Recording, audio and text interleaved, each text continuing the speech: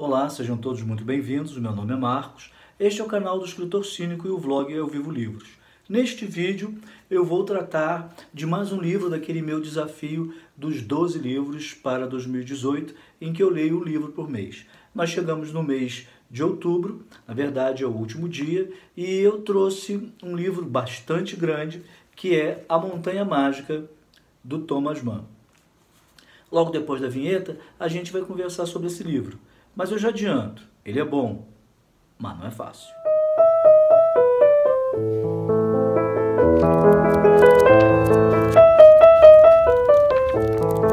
Bem, eu quando vou falar de um livro, antes falo do seu autor.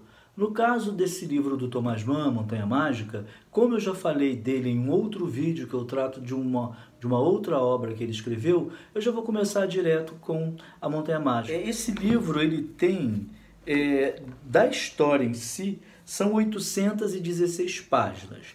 E ele vai tratar de quem? O próprio narrador chama o herói dele de um herói simplório, um herói comum. E diz uma frase no final do livro, que não vai revelar nada para vocês, mas que sintetiza o que, na verdade, o próprio Thomas Mann quis dizer. Sua história terminou. Nós contamos até o fim. Ela não foi nem breve nem longa, foi uma história hermética. Nós a contamos em virtude dela, e não em razão de você, pois você era simplório. Esse personagem, ele não é complexo. Claro que ele tem uma certa profundidade, não é um personagem raso e artificial. Mas muitos que circulam ao redor dele, que fazem parte da sociedade onde ele vive, são muito mais complexos e profundos do que ele. Eu acredito que ao ser estruturado, ao ser criado, era justamente isso que o Thomas Mann queria, porque o personagem acaba se transformando num catalisador do que vai acontecendo ao longo da narrativa. Esse livro tem 816 páginas, pelo menos nessa edição aqui, e ele realmente é extenso. Eu já vi vários aqui no YouTube que tratam deste livro. Inclusive, eu vou deixar o link do vlog da Tatiana Feltrin e vou deixar também um outro de um professor que ele conta pra gente toda essa história de uma forma bem elucidativa. Mas deixa eu contar para vocês o que acontece na Montanha Mágica. A história do Hans, que ele vai visitar em Davos, num sanatório para doentes ricos que têm tuberculose ou qualquer outro tipo de doença pulmonar.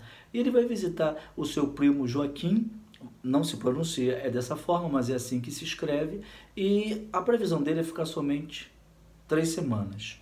E ele chega lá com todas as características, como ele diz, de uma pessoa da planície, que vê que não está indo, que não tem os hábitos de quem está lá, na montanha. Mas só que tem que essas 3 semanas vão se prolongando. E ele começa a sentir também uma certa indisposição, não sabe se é da altitude que ele não está acostumado, ele acaba precisando visitar um médico, né? E esse médico acaba pedindo para ele ficar mais um pouco, e aí o tempo vai passando. E é uma sociedade. Na verdade, é um microcosmo do que acontecia na Alemanha na época. Esse livro começou a ser escrito antes da Primeira Guerra e só foi concluído depois. Ou seja, a guerra foi em 1914 e o livro só fica concluído em 1924.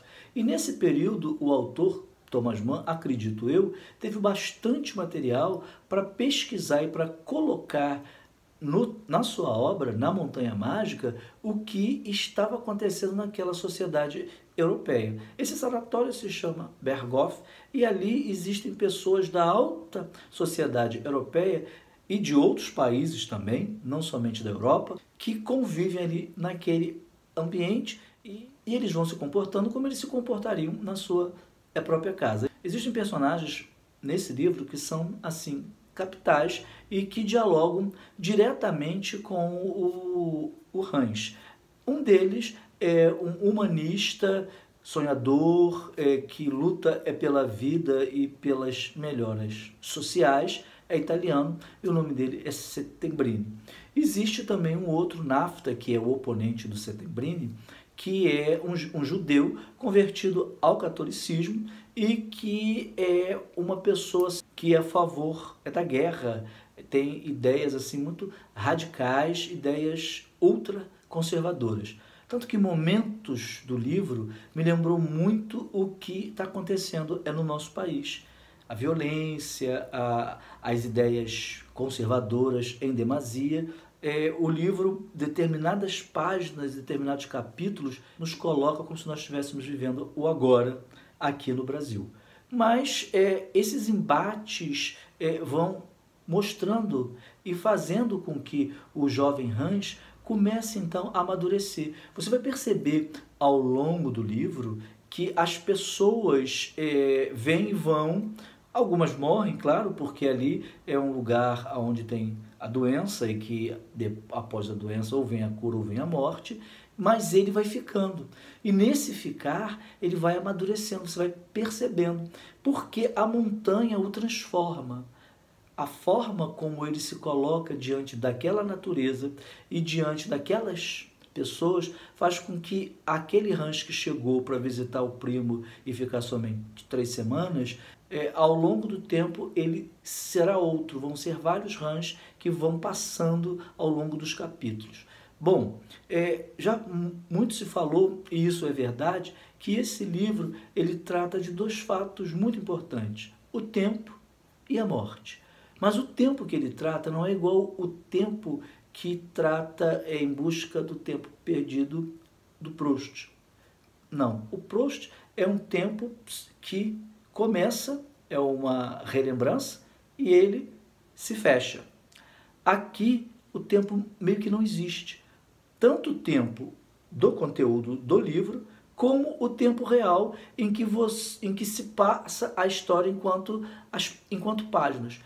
Um dia na vida do Hans nesse sanatório é narrado em 150 a 200 páginas.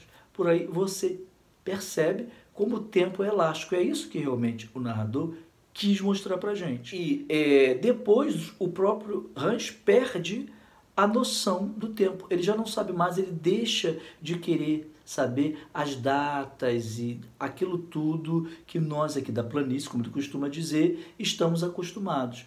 E até porque os dias ali se repetem sempre. Você acorda, faz uma refeição, volta a dormir. Antes do almoço, faz outra refeição, volta a dormir.